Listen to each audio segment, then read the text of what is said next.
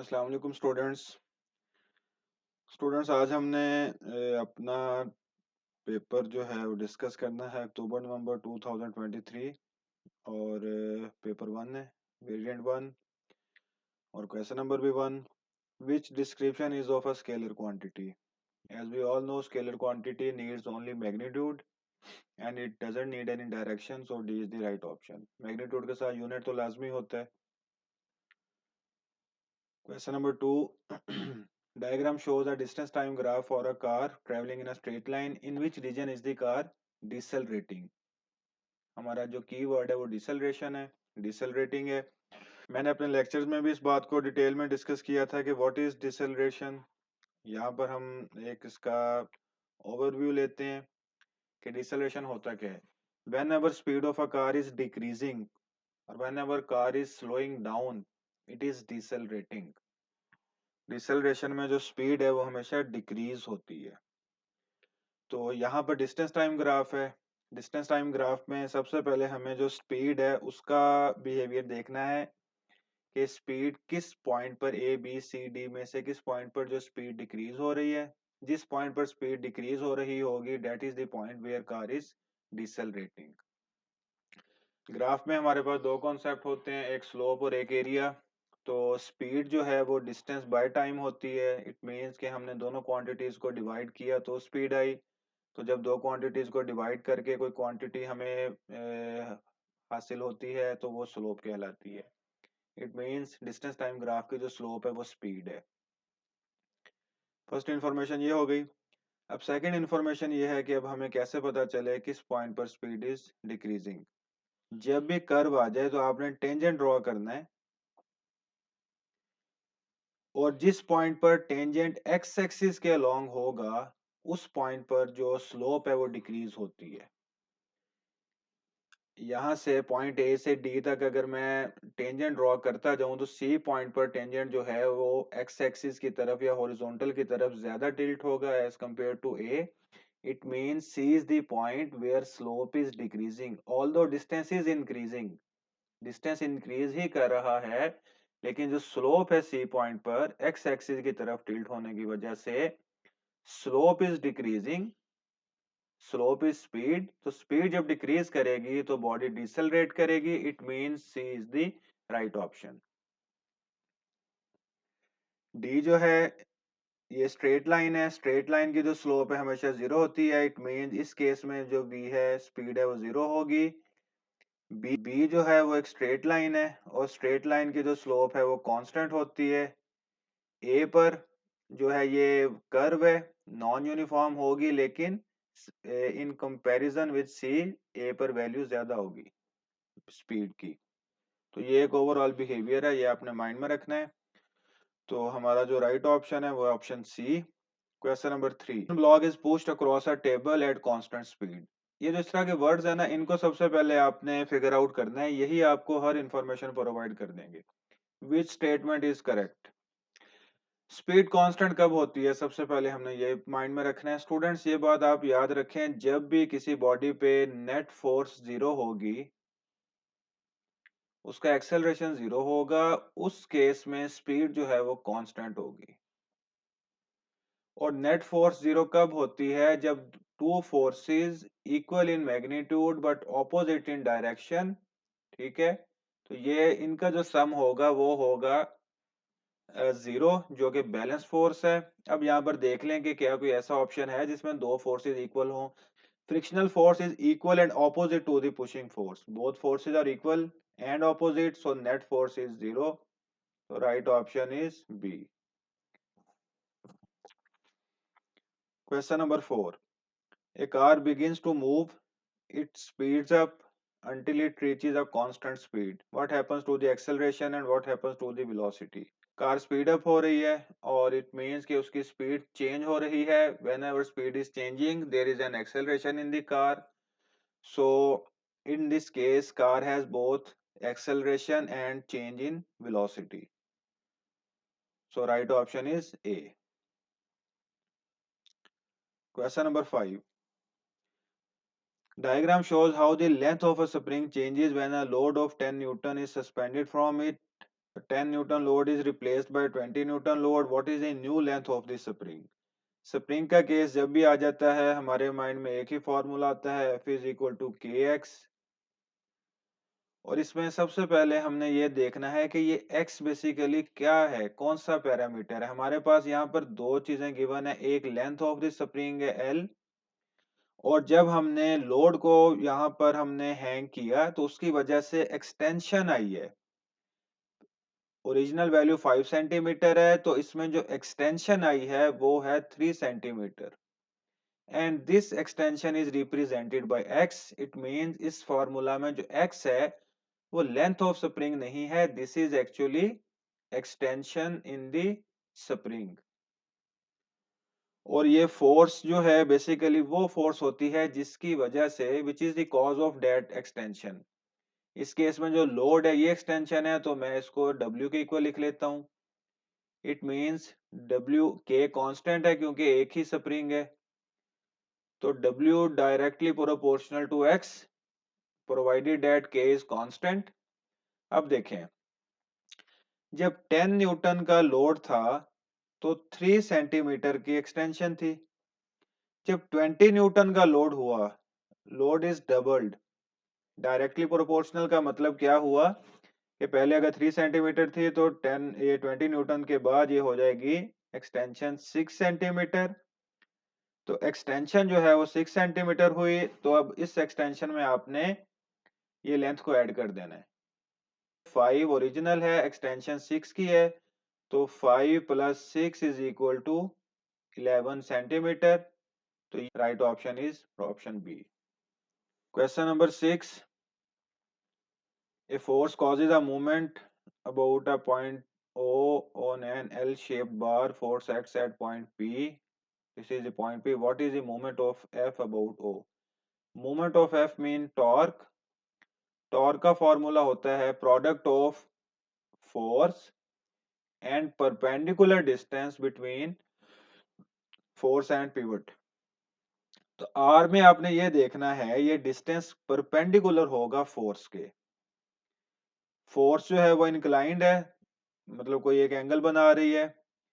D1 इसके पर force के परपेंडिकुलर नहीं है, D2 भी परपेंडिकुलर नहीं है, D3 भी परपेंडिकुलर नहीं है, D4 is basically perpendicular to F। तो हमने वो लेंथ चूज करनी है जो फोर्स के परपेंडिकुलर हो, that is why D is the right option. Question number 7, uniform metre rule of weight is pivoted at 25 centimetre mark, ये पिवट पॉइंट है इसका, and held horizontal by a force F applied upward at the 100 centimeter mark. Rule is supported by a vertical force P acting at the pivot. What is the magnitude of P? जाहिर बात है, देखते हैं हमारे mind में पहली बात आती है कि ये प्रिंसिपल ऑफ मोमेंट्स का क्वेश्चन है। प्रिंसिपल ऑफ मोमेंट्स के क्वेश्चन से हमने मैग्नीट्यूड ऑफ पी फाइंड करना है, but there are two issues which we are facing in this question. First one is we don't have any value of F, and second one P is acting on the pivot point. तो torque वाले topic में हमने ये बात समझी है, understand की है कि अगर फोर्स पिवट पॉइंट पर एक्ट करेगी तो उसकी वजह से जो टॉर्क है या मूवमेंट है वो जीरो होगा।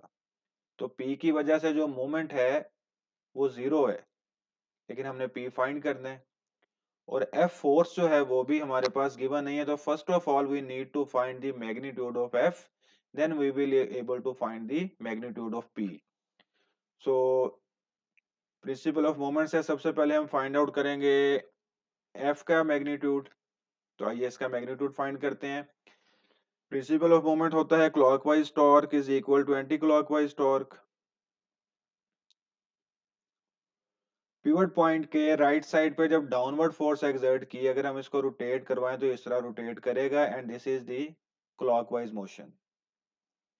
तो इट मींस कि ये W जो है ये क्लॉकवाइज मोशन परफॉर्म करेगा, तो इस केस में W मल्टीप्लाई बाय डिस्टेंस क्या होता है, अभी जो प्रीवियस क्वेश्चन था उसमें हमने डिस्कस किया था, पिवट पॉइंट से लेकर लाइन ऑफ एक्शन तक का जो परपेंडिकुलर डिस्टेंस है ये होता है मोमेंट आर्म। तो इस केस में ये देखें 25 सेंटीमीटर पे मार्क किया हुआ है ना इसको, 25 से 50 तो ये आ जाएगा 25 सेंटीमीटर इज इक्वल टू, ये वाली जो फोर्स है, this force is applied upward, तो अपवर्ड के केस में अगर हम इसको रोटेट करवाते हैं तो ये रोटेशन इसकी एंटी क्लॉकवाइज होगी। तो इस केस में F multiply by pivot point से लेकर यहाँ तक का जो डिस्टेंस है 25 से लेकर 100 तक का जो डिस्टेंस है दिस इज 75। तो हमने फोर्स फाइंड करनी है, F is equal to 25 W divided by 75, cancel out, तो F is equal to W by 3। It means के ये जो फोर्स है ये 1/3 ऑफ वेट है। अब हमने ये वाली फोर्स फाइंड करनी है, तो P फाइंड करने के लिए हम क्या करेंगे, टोटल जो वेट है उसमें से W बाई 3 को हम माइनस करेंगे तो हमारे पास जो रिजल्टेंट फोर्स P जो है आ जाएगी। तो जब इसको हम सॉल्व करेंगे तो इसका आंसर जो आएगा वो होगा 2W/3। तो it means C is the right option. जरा कॉम्प्लेक्स और टेक्निकल क्वेश्चन है, इसको इजीली समझने की आपने कोशिश करनी है, अंडरस्टैंड करना है इसको। और अगर इसमें फर्दर कोई क्वेश्चन हो, आपका कोई कंफ्यूजन हो, तो मेरे साथ कमेंट सेक्शन में लाजमी उसके डिस्कस कीजिएगा, शेयर कीजिएगा। Question number 8, diagram shows a stationary fairground ride with 4 chairs of equal mass. Which chair has most gravitational which chair has the most gravitational potential energy? Gravitational potential energy is equal to mgh. तो it means के base से जिसकी height ज्यादा होगी उसकी gravitational potential energy ज्यादा होगी। तो ए पॉइंट जो है उसकी हाइट जो है वो सबसे मैक्सिमम है, तो it mean it has most gravitational potential energy. और सबसे जो लीस्ट है पोटेंशियल एनर्जी किसकी होगी, पॉइंट सी की। Question number 9, hydro electric and tidal power station generate electrical energy. Renewable energy sources के बारे में जस्ट एक इंफॉर्मेशन बेस्ड क्वेश्चन है। हाइड्रो इलेक्ट्रिक और टाइडल दोनों रिन्यूएबल एनर्जी सोर्सेज हैं, इनको हम अगेन एंड अगेन यूज कर सकते हैं। Question number 10, which energy source is correctly described. Energy source biofuel, renewable yes, और एट ऑल टाइम यूज हो सकता है, ठीक है। Question number 11, a small motor has input power rating and switch on for 5 minutes. What is the electrical energy? Power is equal to energy by time, and energy is equal to power multiplied by time. So power is 10, time is 5.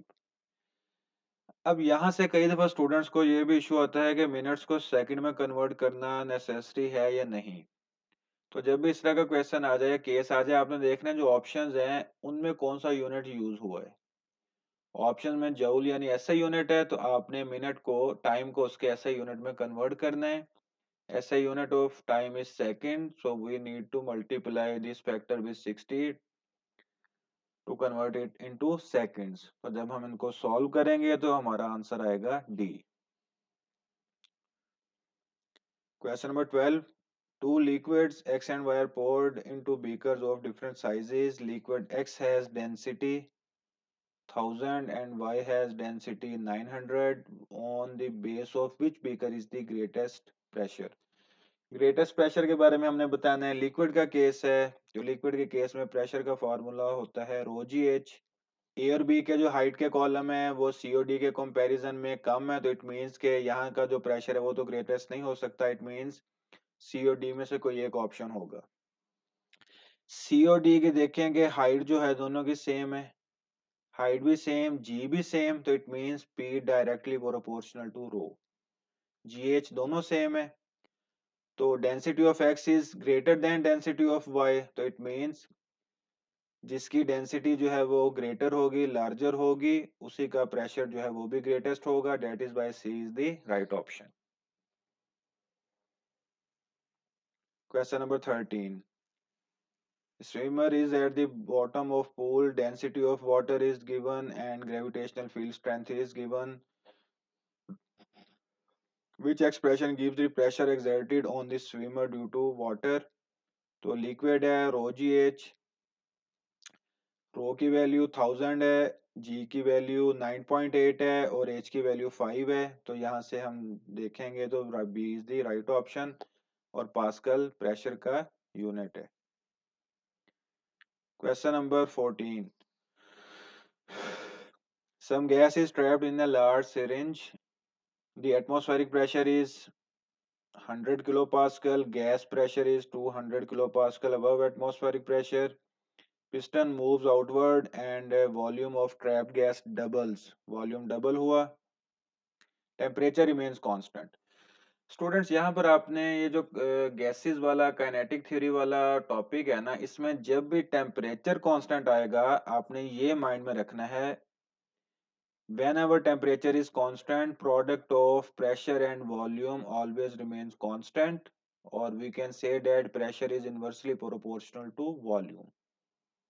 ठीक है, तो what is the new pressure, इसको हम solve करेंगे यूं P1 P V1 is equal to P2 V2।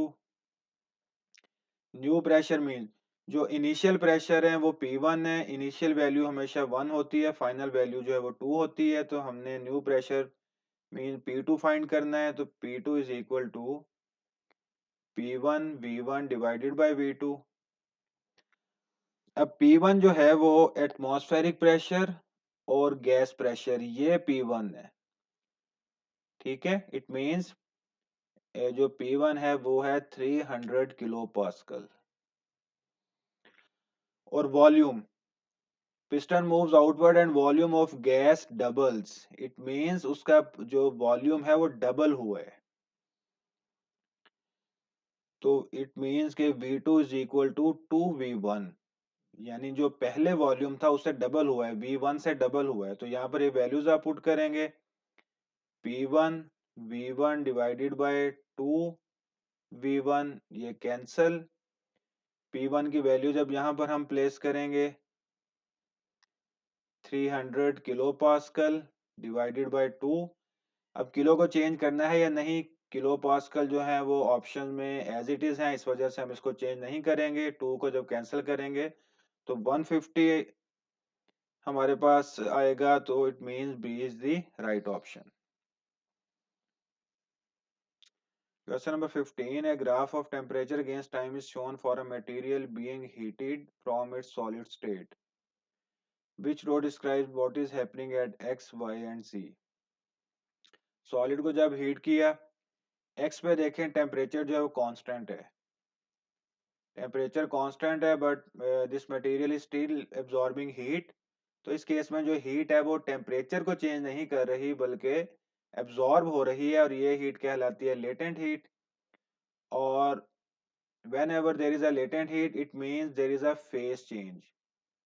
यहाँ पर phase change हो रहा है, फेज चेंज का मतलब है सॉलिड जो है वो अब लिक्विड में कन्वर्ट होता जा रहा है, यानी मेल्टिंग हो रही है। एक्स पॉइंट पर मेल्टिंग हो रही है, तो ये हमारे पास एक ही ऑप्शन है एक्स पॉइंट वाला। अच्छा, वाई को डिस्कस करते हैं, वाई पर क्या होगा, एक्स पे मेल्टिंग हो गई, इट मींस वो लिक्विड में कन्वर्ट होता जा रहा है। तो जैसे ही उसका फेज चेंज होगा अगेन टेम्परेचर इज इंक्रीजिंग। अब लिक्विड जो है उसका टेम्परेचर अब इंक्रीज करेगा, इंक्रीज होते होते जब वो जी पर आ जाएगा अगेन टेम्परेचर कांस्टेंट है, टेम्परेचर ठीक है, अगेन टेम्परेचर कांस्टेंट है, और अगेन यहाँ पर लेटेंट हीट होगी, और अगेन यहाँ पर फेज चेंज होगा। और इस केस में फेज क्या चेंज होगा, लिक्विड जो है वो बॉयल होना शुरू हो जाएगा, वो वेपर्स और गैस की फॉर्म में कन्वर्ट होगा। तो जब भी लेटेंट हीट आती है कोई ना कोई फेज में चेंज लाजमी आती है, तो it means D is the right option.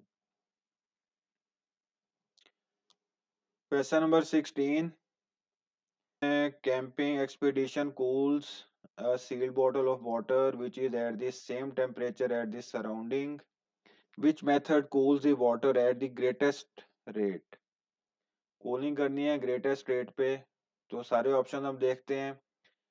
Wrap the bottle in aluminium foil and place it in a shady place. Aluminium is actually good reflector of heat, और ये एक्टिवली कूल नहीं करेगा bottle को, और अगर इसको हम शेड में रखेंगे तो कोई सनलाइट फॉल नहीं करेगी। Option B, wrap the bottle in dry white paper and put it in a sunny place. White paper जो है वो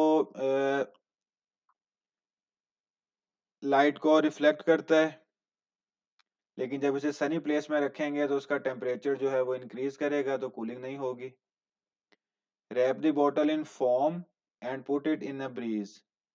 फोम इज अ इंसुलेटर, इसमें कोई हीट एक्सचेंज नहीं होगा,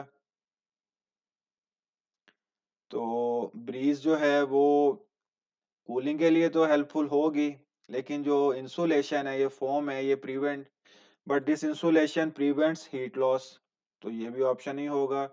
तो राइट ऑप्शन डी ही होगा, because wrap the bottle in wet paper and put it in a bridge.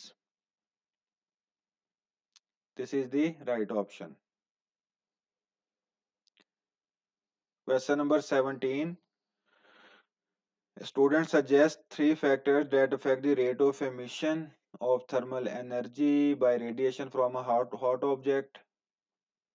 From a hot object, these are surface temperature of the object, ये बात ठीक है, जितना टेम्परेचर ज्यादा होगा उतना ही एमिशन ऑफ थर्मल एनर्जी का प्रोसेस ज्यादा होगा। Surface area of the object, जितना सरफेस एरिया ज्यादा होगा रेट ऑफ एमिशन उतना इंक्रीज होगा। Surface colour, right option is a. Question number 19. A plane mirror on a vertical wall forms an image of object placed in front of it. Which characteristics describe the image? Plane mirror है तो इसका जो image है virtual and upright होगा, D is the right option. Question number 19. Diagram shows light traveling in air incident on surface of a glass. Some light is reflected and some light is refracted. ये दो characteristics light के यहाँ पर उसने use किए हैं, which shows the reflection and refraction of the light. जब भी लाइट जो है किसी सरफेस पे कोलाइड करती है, स्ट्राइक करती है, तो वापस चली जाती है। लाइट का इस तरह वापस जाना जो है ये रिफ्लेक्शन कहलाता है, और रिफ्रैक्शन उस वक्त होती है जब लाइट अपना मीडियम चेंज करे, सॉलिड से गैस में जाए, लिक्विड से सॉलिड में आए, सॉलिड से एयर में आए, जब भी लाइट अपना मीडियम चेंज करेगी ना, मीडियम के डिफरेंस की वजह से रिफ्रैक्शन होती है। तो इसमें हम देखते हैं जी कि रिफ्लेक्शन और रिफ्रैक्शन का प्रोसेस कौन सा है। इसमें तो ये तो A option is not right option, B में रिफ्लेक्शन हुई है लेकिन ये रिफ्रैक्शन का केस नहीं होगा।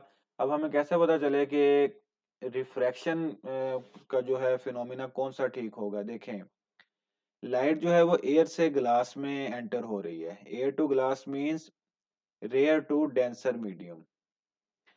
whenever light enters from rare to denser medium,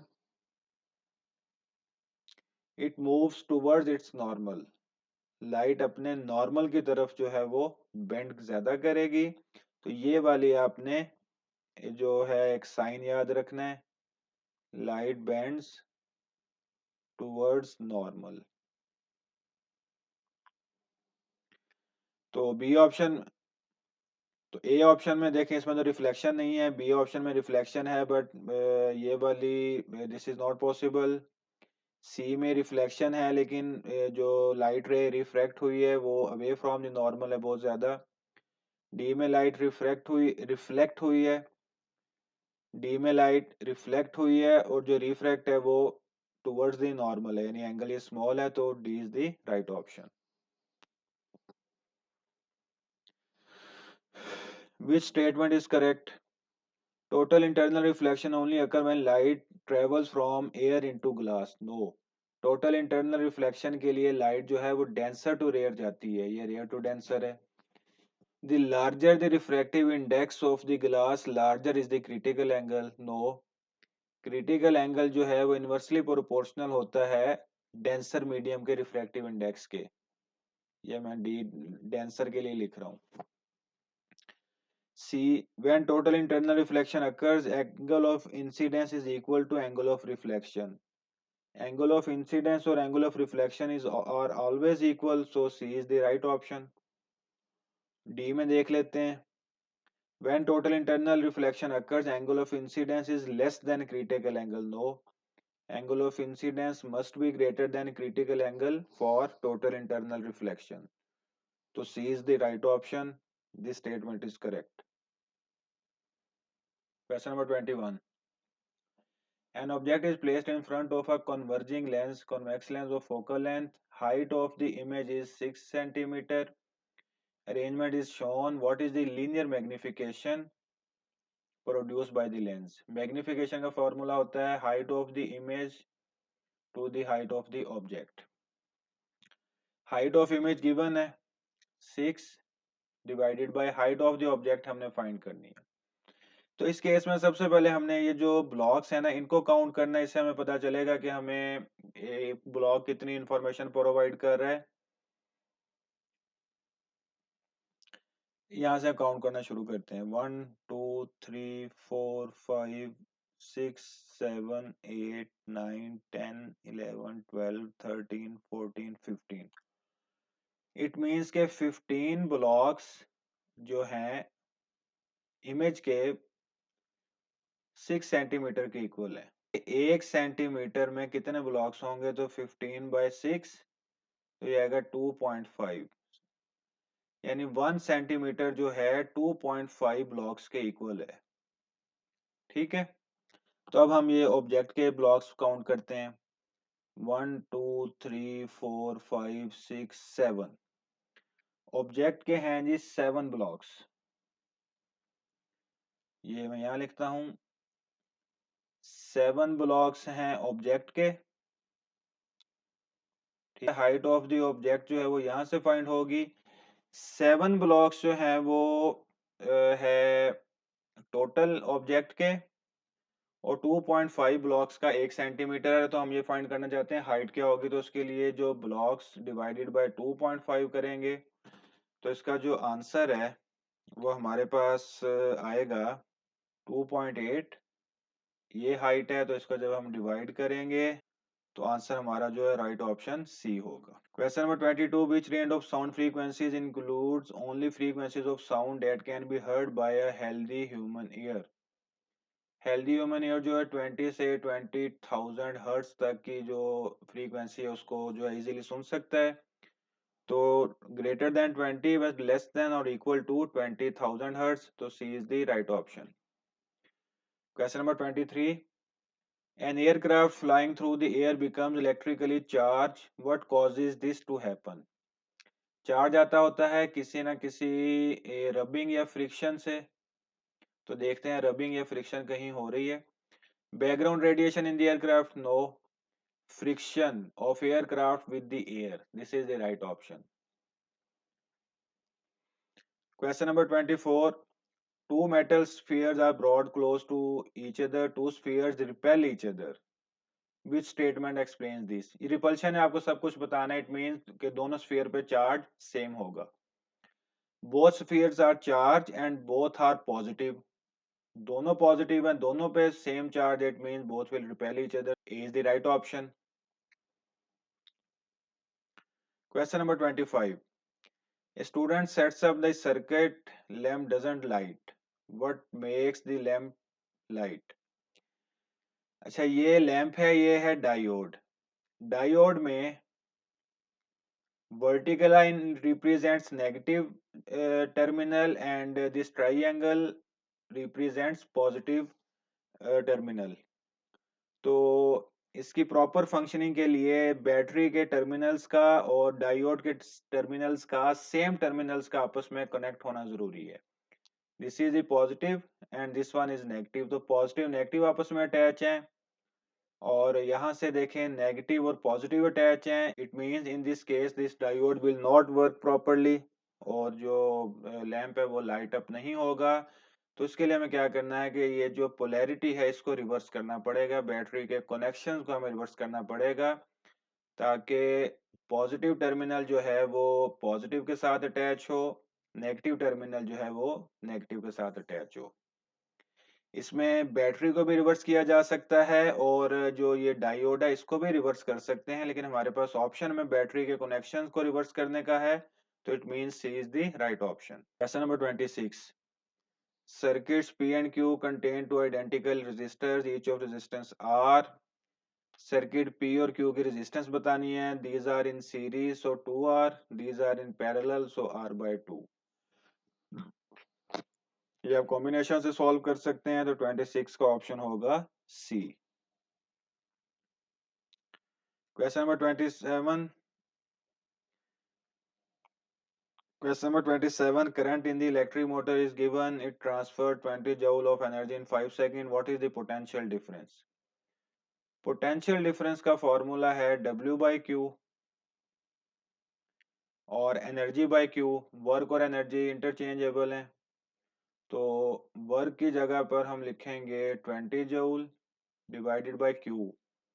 current given है, करंट का और चार्ज का जो रिलेशन है I is equal to Q T या Q is equal to I T, तो 20 divided by I is 2 multiply by T is 5। तो यहाँ से आप इसको सॉल्व करें और ऑप्शन आपका होगा B. Question number 28. Three students make comments about appliances with double insulation. Student PQR की ये statements हैं, which students are correct? तो ये just एक information based question है जो reading पर base करता है, तो डायरेक्ट मैं इसका आंसर लिखूंगा, option B is the right answer. इसमें अगर कोई कंफ्यूजन हो तो आप मेरे साथ डिस्कस कर लीजिएगा। Question number 29, a magnet moves at constant speed through a coil of wire. The coil is connected to an oscilloscope. Diagram shows the trace produced on the screen. ये जो फुल एक ग्राफिकल शेप है ना सारी, ये trace कहलाती है। Experiment is change and a new trace is produced. ये न्यू ट्रेस है। Which statement explains why the new trace is different from the original trace. First of all हमें ये देखना है कि न्यू ट्रेस में क्या चेंजेस आई हैं। सबसे पहला पॉइंट जो है, ट्रेस फ्लिप हुई है। पहले डाउनवर्ड था, बाद में अपवर्ड था, लेकिन यहाँ पर पहले अपवर्ड है फिर डाउनवर्ड है। और सेकंड वन जो इनकी पीक्स हैं, ये वाली और ये वाली, इनकी पीक्स में जो डिस्टेंस है वो इंक्रीज हुआ है। डिस्टेंस बिटवीन पीक्स इंक्रीज हुआ है, पीक डिस्टेंस इंक्रीज हुआ है। ये दो जो डिफरेंसेस हैं ये हमने नोट किए हैं। तो अब हम देखते हैं कि ऐसा क्यों हुआ है। डिस्टेंस इंक्रीज हुआ है, it means coil is longer. Longer coil है तो डिस्टेंस जो है वो इंक्रीज हो गया है। और दूसरी बात, ट्रेस फ्लिप हुई है, तो इसका मतलब कि जो मैग्नेट का पोल है वो चेंज हुआ है।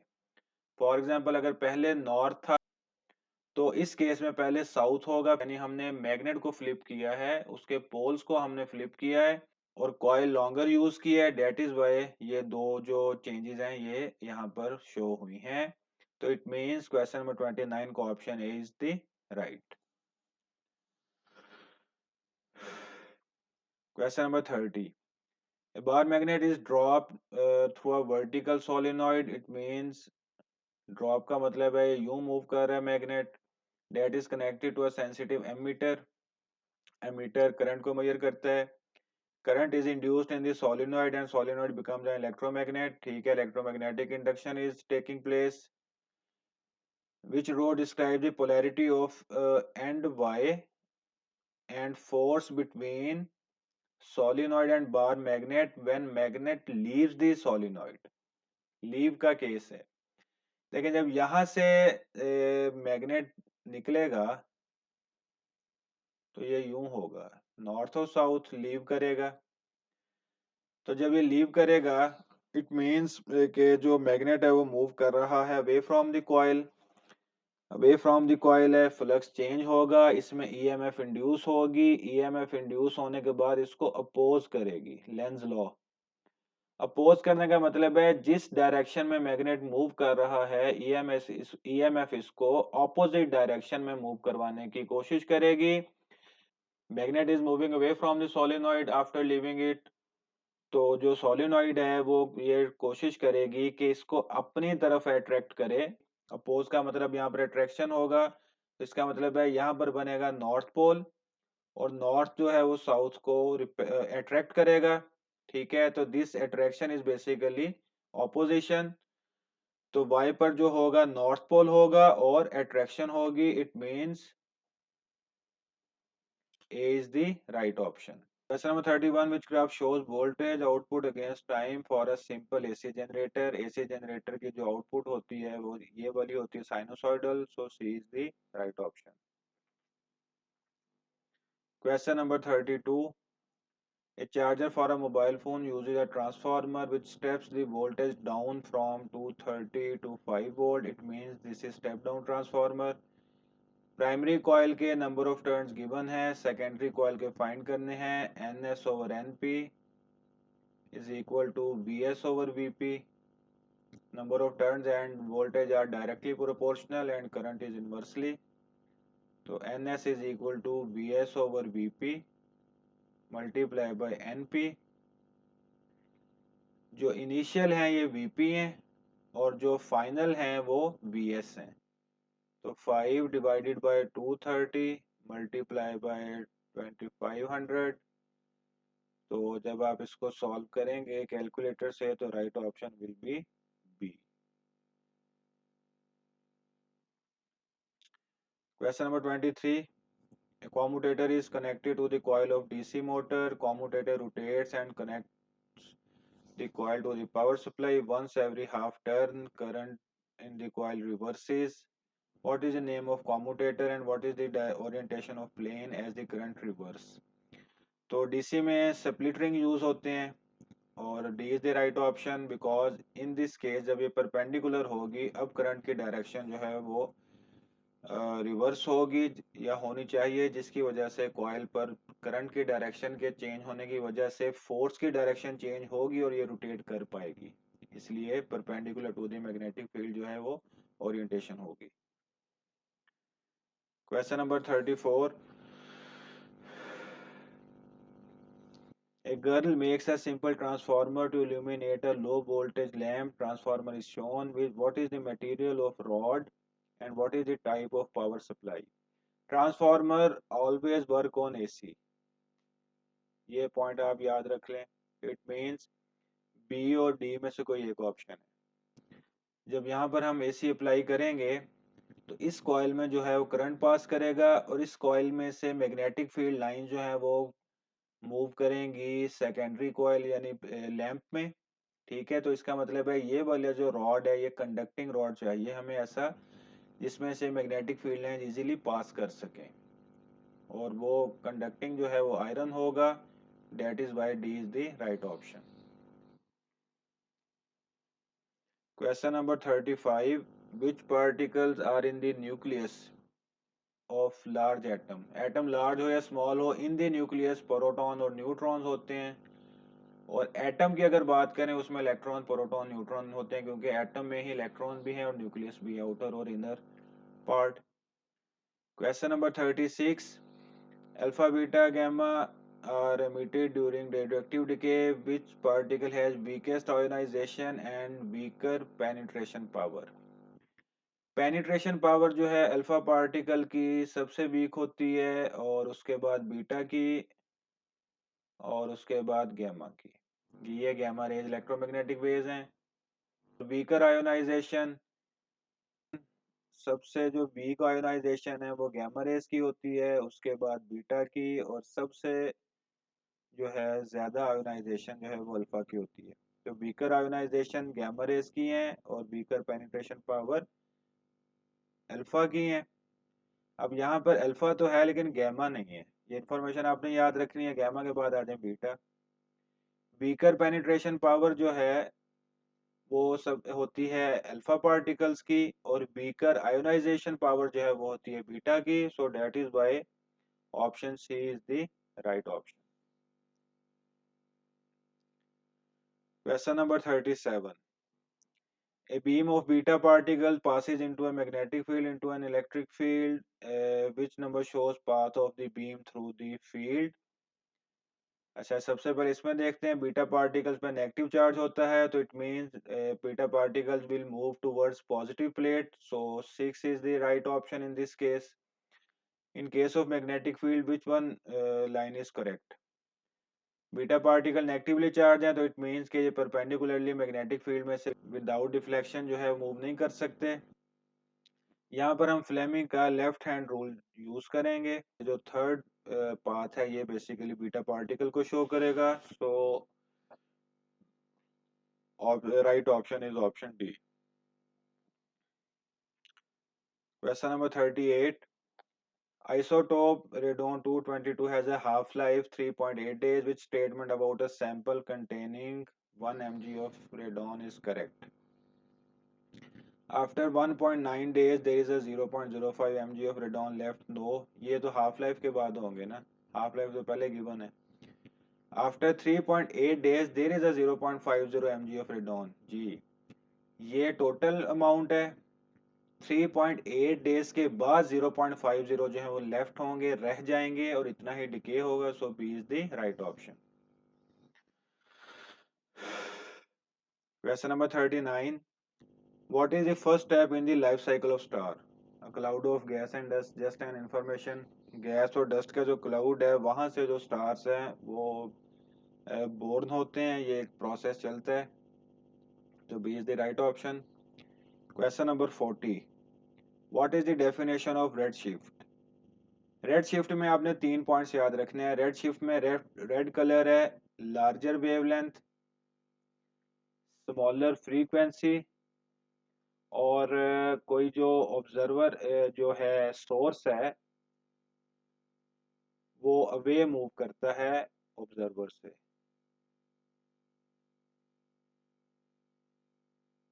ओ मीन ऑब्जर्वर और अर्थ।